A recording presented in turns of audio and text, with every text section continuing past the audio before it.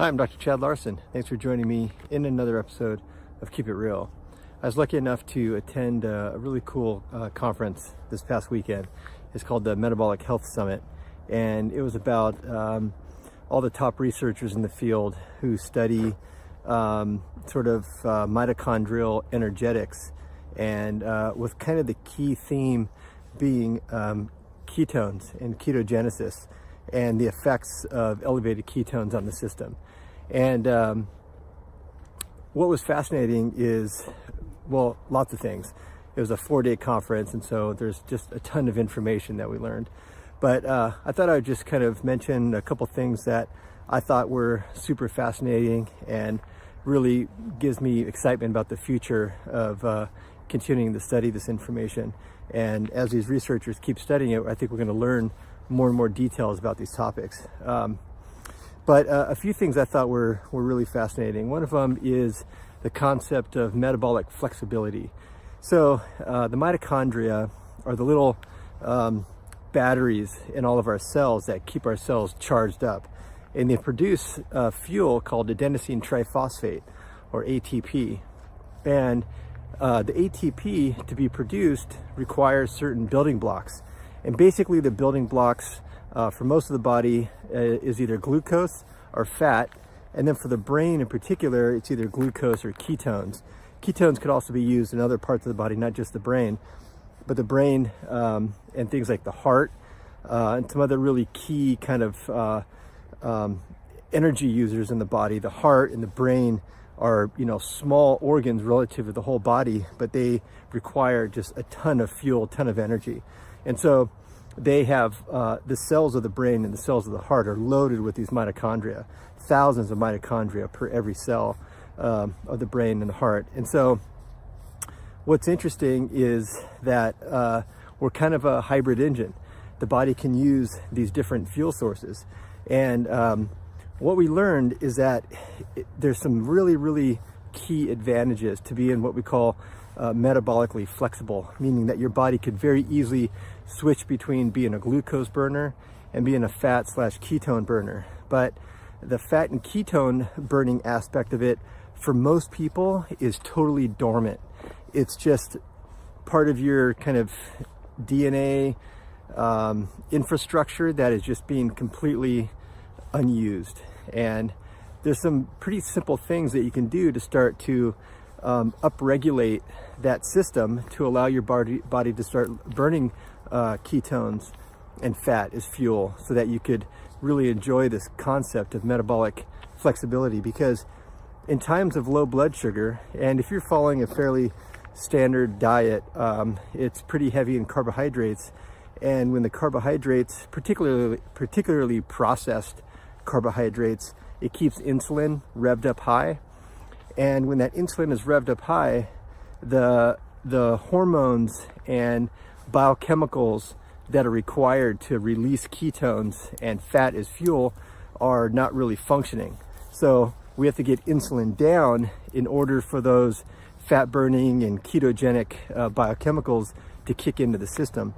So it's important to teach your body how to do that. And I mean, basically, we've talked about this in past episodes of how to induce ketogenesis, but basically there's a few ways. You have to follow a really low carbohydrate diet to keep the insulin down, which allows your own body to start making ketones. Fasting and intermittent fasting, like where you kind of extend your first meal of the day, like you don't eat your first meal until a little bit later in the morning. Or even fasting for a full day, and you do that in kind of a protocol, or taking exogenous ketones. Taking exogenous ketones is another way to boost ketones in your system, but to be really fat adapted, you probably have to do a combination of all three of those, and that's where you really can get more metabolically flexible in a much shorter period of time. So that metabolic flexibility, if you're a person like me who used to get hypoglycemic episodes, where if I eat certain foods within an hour or so, my energy would just crash and I'd be tired. And then because the blood sugar just dropped, all these excitatory neurotransmitters would kick in, which would give you kind of like heart palpitations, almost like an anxiety type feeling.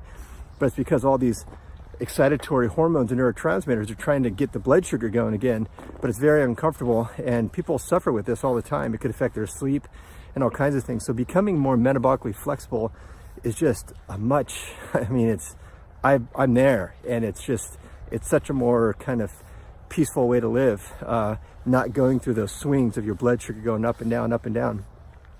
So that was one really key kind of take-home message. Another one was the anti-inflammatory aspect of improving this kind of metabolic flexibility, allowing ketones to be used in the system, allowing fat to be burned in the system, is a very anti-inflammatory thing, because when we are primarily glucose dependent, for your body, for those little mitochondrial engines to burn glucose, there's a byproduct called reactive oxygen species. One of those is called superoxide dismutase. And this ROS, or reactive oxygen species, it's inflammatory. And so as people consume these kind of meals day after day, week after month, year after year, after year after year, decades of this, then they can just end up in kind of a net inflammatory situation. And inflammation, we know, is at the root of so many of the chronic degenerative conditions that everybody's trying to avoid, like heart disease and certain types of cancer and Alzheimer's and diabetes and obesity. And so really working on keeping inflammation down is really key in making this kind of switch, allowing your body to become more metabolically flexible, can be really, really fundamental. So those were a couple key things: metabolic flexibility, keeping the inflammation under control. And the other piece that I want to take a moment and kind of talk about is the effect on the brain. The brain is only maybe 2 to 3% of your body weight, but it's something like 20-25% of the energy requirement in your body. So it requires a lot of fuel, and if the main fuel source that you're using is glucose and carbohydrates, particularly if it's processed carbohydrates, this is not good for the brain. And we know that some of the neurodegenerative conditions like Alzheimer's, the brain neurons stop being able to use glucose effectively, but ketones could be readily used by these same neurons that can't really use the glucose to make ATP, this really important fuel. So if you become more metabolically flexible, that will allow the ketones to be used by the neurons, which could really decrease the chance of developing this kind of neurodegeneration and neuroinflammation that leads to these chronic brain conditions like Alzheimer's and Parkinson's and these different processes that really affect the health of the brain. So metabolic flexibility, kind of decreased inflammation, and the real key kind of support that this type of process has for the brain are the three big topics that really kind of came out of this conference. And it was over 4 days, lots of different lectures, a lot of PhD scientists and clinicians talking about their really important work. But this is just the beginning. The information is getting deeper and deeper, and we're starting to really understand the multiple clinical applications for this kind of change to the body. So hopefully that's helpful. I'll keep reading the studies, attending the conferences, and bringing you the information. Until then, keep it real.